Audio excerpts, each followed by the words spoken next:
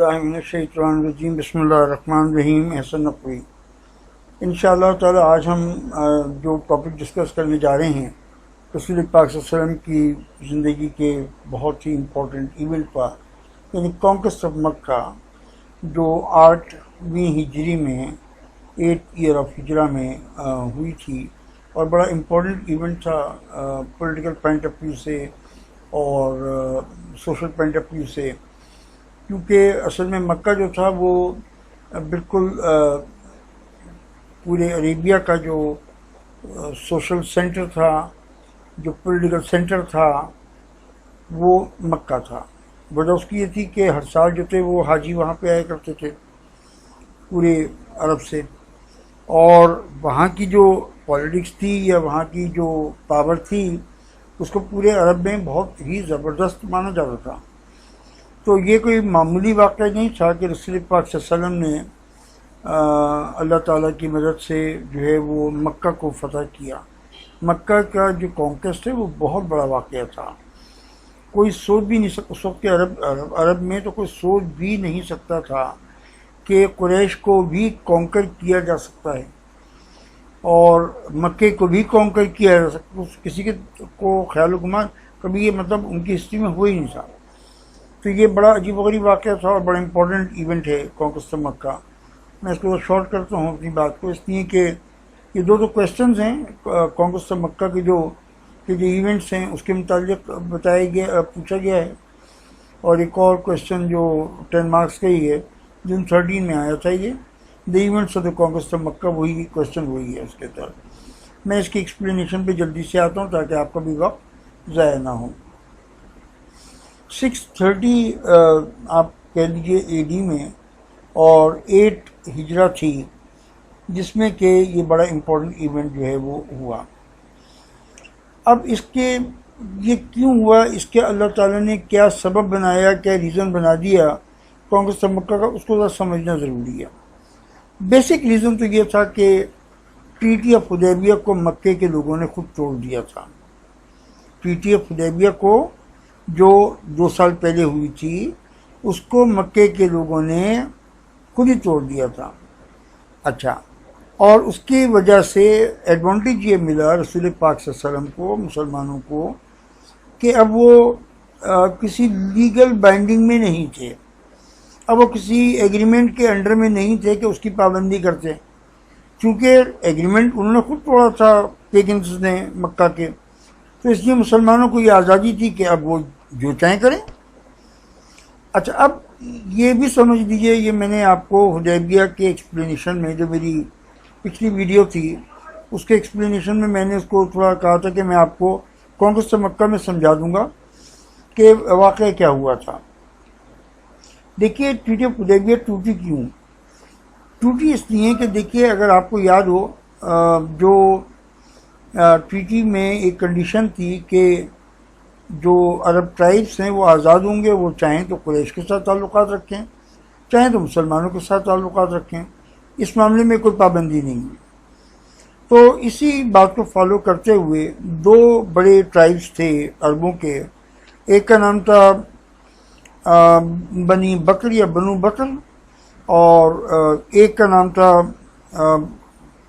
بنو حذیفہ یا ابھی میں بنو خزاعہ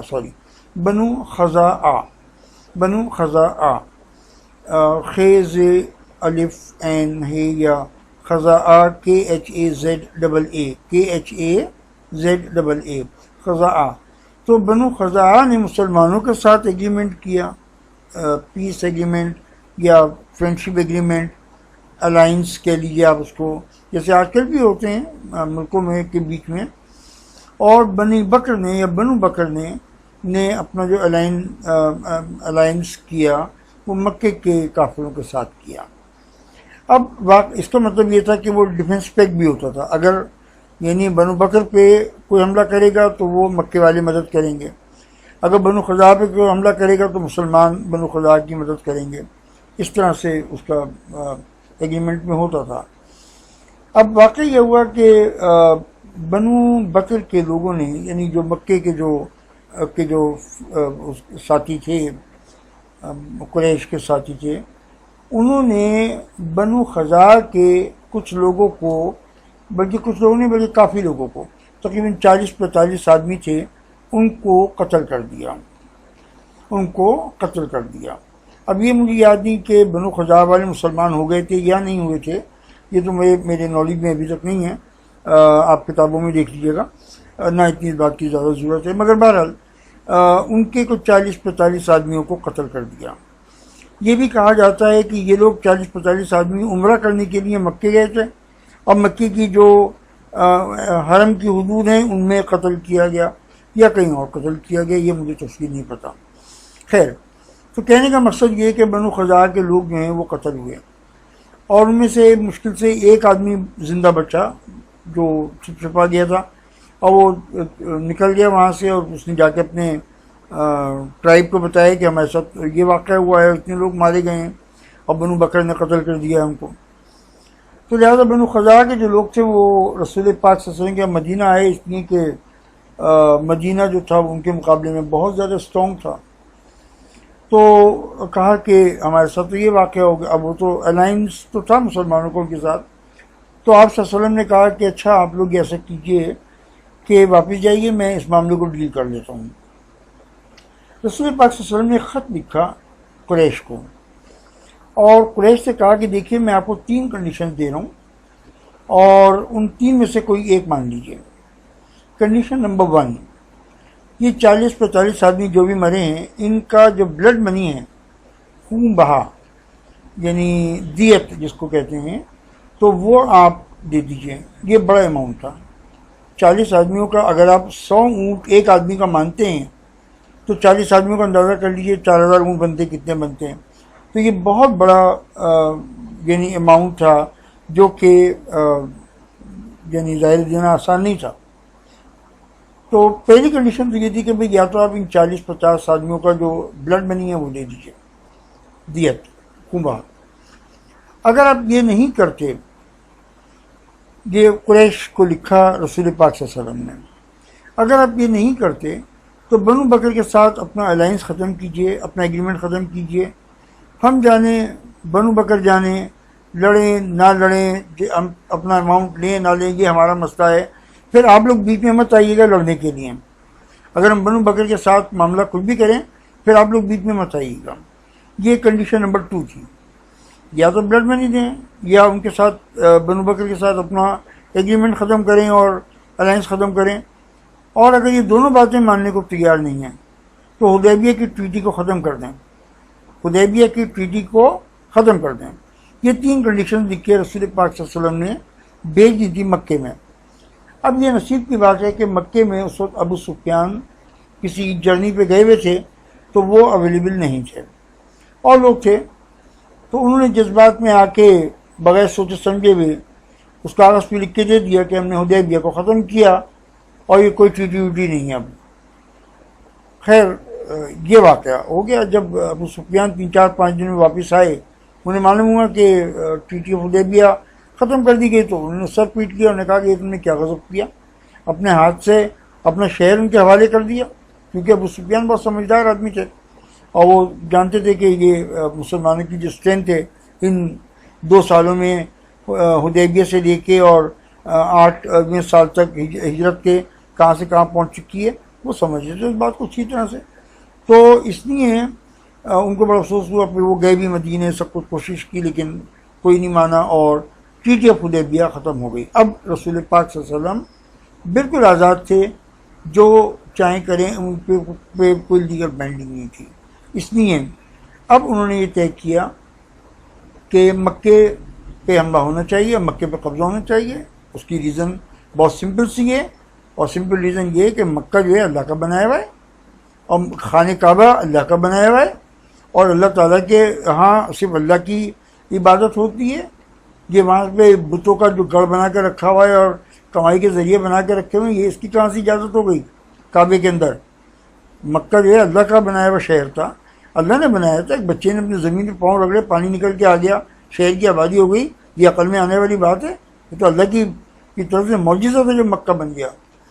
خیر، کہنے کا مقصد یہ ہے کہ رسول پاک صلی اللہ علیہ وسلم نے بالکل اللہ کے پلان کے مطابق یہ چاہا کہ جو کعبہ ہے وہ ایک اللہ کے لیے ہے، اللہ کے لیے تھا، ایک اللہ کے لیے رہے گا، اور وہیں پہ اللہ کی صرف اللہ کی عبادت ہونی چاہیے، اور اس لیے ضروری تھا کہ مکے کو پہ قبضہ کیا جائے اور اس کو کانکر کیا جائے۔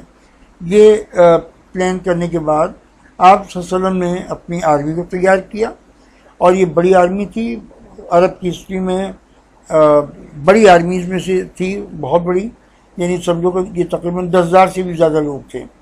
اس میں مدینے کے لوگ بھی تھے، پھر بیچ میں جتنے رسول پاک صلی اللہ علیہ وسلم موو کرتے گئے مکہ کی طرف، اس میں اور ٹرائبز جو سب مسلمان ہو گئے تھے ان 2 سالوں میں، تو وہ سب کے سب شامل ہوتے چلے گئے، اور یہ آرمی کی جو تعداد ہے وہ بہت زیادہ بڑھ گئی۔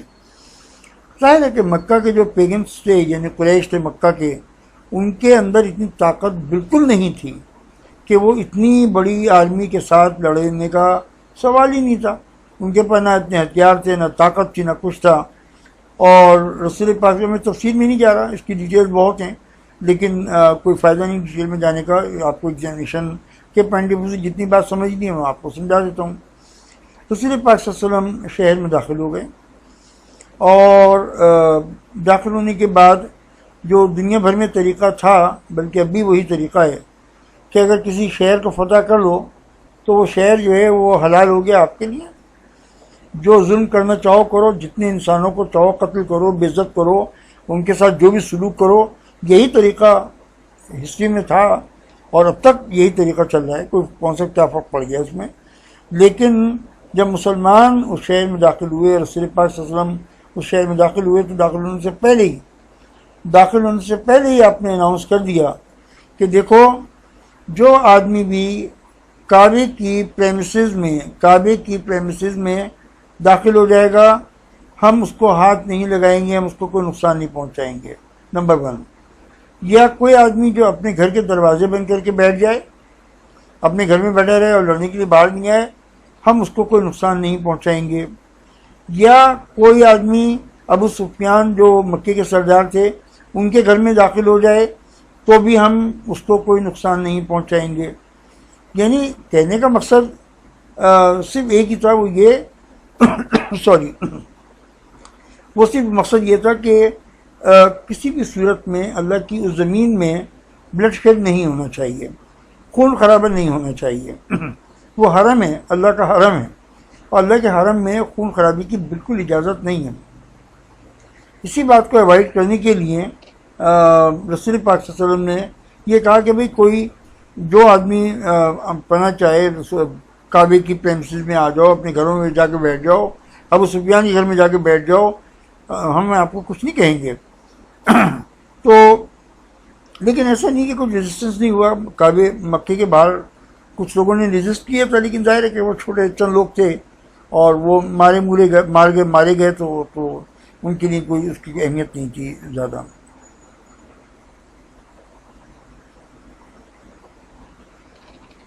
جی سوری۔ اچھا، تو اب آپ جو ہیں اس کے بعد اس شہر میں مکے میں پیسفلی آپ داخل ہو گئے، خاموشی کے ساتھ، اور آپ کے داخل ہونے کا انداز بھی بالکل الگ تھا، عجیب الگ ہی انداز تھا۔ دیکھیے، جو کانکررز ہوتے ہیں، شہر فتح کرنے والے، ملک فتح کرنے والے، وہ تو تکبر میں اور ایروگنس میں کہیں سے کہیں پہنچے ہوئے ہوتے ہیں، ان کا تو دماغی قابو میں نہیں ہوتا میں نے اتنا بڑا کارنامہ کیا۔ لیکن جب رسول پاک صلی اللہ علیہ وسلم وہ شہر میں داخل ہوئے تو شکل یہ تھی کہ ایک اونٹنی پہ بیٹھے ہوئے تھے، اور اس اونٹنی پہ آپ کے پیچھے آپ کے جو آزاد کیے وہ غلام تھے، زید بن حارث، ان کا بیٹا اسامہ، 10-12 سال کے ہوں گے وہ، اسامہ صاحب، وہ پیچھے بیٹھے ہوئے تھے۔ غلام کا بیٹا عربیہ کے سب سے بڑے کانکرر کے ساتھ سواری پہ بیٹھا ہوا تھا، غلام کا بیٹا۔ یہ دیکھیے، یہ ہے رسول پاک صلی اللہ علیہ وسلم کا کریکٹر۔ اور آپ یہ نہیں کہ گردن اٹھی ہوئی ہے، سینہ پھولا ہوا ہے اور جناب چاروں طرف تکبر سے، نہ، بالکل نہیں۔ آپ صلی اللہ علیہ وسلم کی گردن جھکی ہوئی تھی اور آپ نے بالکل اپنا چہرہ جو ہے وہ اونٹ کے اس میں جیسے سمجھو چھپا لیا تھا اور بالکل گردن نیچے کر کے کہ نہیں میں نے کچھ نہیں کیا، یہ سب میرے رب کی وجہ سے ہوا ہے، یہ سب میرے رب کی مہربانی تھی جس نے یہ سب کچھ کیا۔ اور پھر قرآن مجید کی مشہور وہ آیت ہے، پڑھتے جا رہے تھے کہ right has come and wrong has gone indeed wrong is to perish, یعنی جاء الحق وزهق الباطل ان الباطل کان زہوقا، یعنی حق آ گیا اور باطل چلا گیا، اور بے شک باطل اور جو ہے وہ شیطان اور وہ غلط ہے وہ تو جانے کے لیے ہی ہے ہی اس کے نصیب میں یہ کہ اس کو جانا ہے ہر صورت میں۔ Indeed wrong is to perish. اور اسی میں نے جیسے بتایا کہ اسامہ بن زید جو تھے، اسامہ بن زید بن حارث، وہ اونٹ کے پیچھے بیٹھے ہوئے تھے، اور ظاہر ہے کہ مکے کے لوگوں کو سرنڈر کرنا ہی تھا، انہوں نے سرنڈر کر دیا۔ آپ صلی اللہ علیہ وسلم نے پوچھا کہ بتائیے میں آپ کے ساتھ کیا سلوک کروں؟ تو انہوں نے کہا کہ دیکھیے محمد، آپ ایک شریف فیملی کے اس کو بلانگ کرتے ہیں، اور ایک شریف فیملی کے فرد کو جو کچھ کرنا چاہیے ہم آپ کی خدمت میں ہیں، آپ ہمیں جو ہمارے ساتھ سلوک کریں گے ہم اس کے لیے تیار ہیں۔ عربوں میں طریقہ نہیں تھا، عربوں میں تو قتل عام ہوتا تھا، تو نے یہ کیا تھا اس کا بدلہ، تو نے یہ بولا تھا اس کا بدلہ، تو نے اس طرح فلاں کو مارا تھا اس کا بدلہ، تو نے فلاں جنگ میں یہ کیا تھا اس کا بدلہ، کچھ بھی نہیں ہوا۔ تو آپ صلی اللہ علیہ وسلم نے فرمایا کہ آج کے دن میں تم سب کو معاف کرتا ہوں، تم سب کو معاف کر۔ بلکہ ایک صحابی تھے، انہوں نے کہیں رسول پاک صلی اللہ علیہ وسلم کے سامنے کہہ بھی دیا کہ آج تو بدلہ لینے کا دن ہے، تو آپ نے وہ کمانڈر تھے، بڑے سینئر صحابی تھے وہ، اور ان کو آپ نے اسی وقت کمانڈر سے ہٹا دیا اور نے کہا کہ حرم شریف میں ہو کر تم ایسی باتیں کر رہے ہو، اور ان پہ ناراض ہوئے رسول پاک صلی اللہ علیہ وسلم۔ تو آپ نے سب کو معاف کر دیا۔ ہاں 5-6 آدمی تھے جو اتنے ہارڈ کور کرمنل تھے جن کے متعلق اللہ کی طرف سے فیصلہ آ چکا تھا کہ ان کو زندہ نہیں چھوڑنا، تو وہ 4-5 آدمیوں کو سزائے موت دی گئی تھی، اور باقی پورے شہر کو معاف کر دیا گیا۔ اس کے بعد پھر آپ صلی اللہ علیہ وسلم کعبے پہ تشریف لائے، اور پھر آپ نے ایک ایک بت کو نکال کے پھینکا۔ آپ کے پاس اسٹک تھی، اور اس اسٹک سے پہلے بت کو گراتے تھے، مسلمان اس ساری گندگی کو صاف کرتے تھے، باہر نکال کے پھینکتے تھے، اور پورے کعبہ شریف کو بتوں سے صاف کیا گیا، دھویا گیا، صفائی کی گئی، غسل کیا، اور بالکل یعنی اس کے بعد پھر مکے کے اندر ہمیشہ کے لیے کوئی بھی آئیڈل ورشپنگ، بتوں کی پوجا کو حرام قرار دے دیا گیا۔ اور اس طرح سے کعبہ جو ہے وہ اس کے بعد پھر اسلام سے نمٹے، تو پھر ایک ایک کر کے مکے کے لوگ جو ہیں وہ آپ کے پاس آتے تھے اور اسلام قبول کرتے تھے۔ کہا جاتا ہے کہ ابو سفیان جو ہیں انہوں نے بھی اسی موقع پہ، بلکہ شاید اس سے پہلے چند دن پہلے وہ اسلام قبول کر چکے تھے، لیکن پھر مکے کے لوگوں نے، تمام لوگوں نے اسلام کو قبول کیا۔ آپ نے عمرہ ادا فرمایا وہاں پہ، اور عمرے کے بعد پھر آپ چند دن اور رکے۔ مزید ڈیٹیلز آپ کو ویب سائٹس پہ، کتابوں میں مل جائیں گی، اس سے زیادہ کی ضرورت نہیں ہے، ایگزامینیشن پوائنٹ آف ویو سے اتنا بھی کافی ہے۔ آپ کا بہت بہت شکریہ، اپنے وقت دیا آپ نے۔ مجھے کہنا یاد نہیں رہتا، اگر ہو سکے تو سبسکرائب کر لیا کیجیے میرے چینل کو، آپ کی بہت بہت مہربانی، تھینک یو۔